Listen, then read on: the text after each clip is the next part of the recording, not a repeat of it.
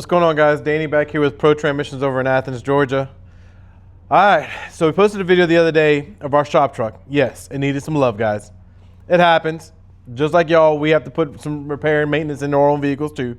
In our case, it is a higher mileage vehicle. It is a '05 Chevrolet Silverado. We've got the famous 5.3 LS engine.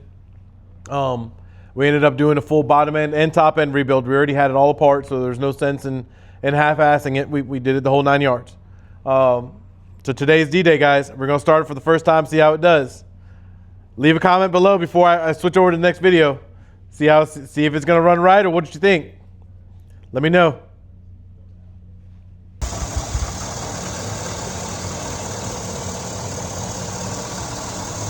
So we're bleeding the cooling system, but we just started it.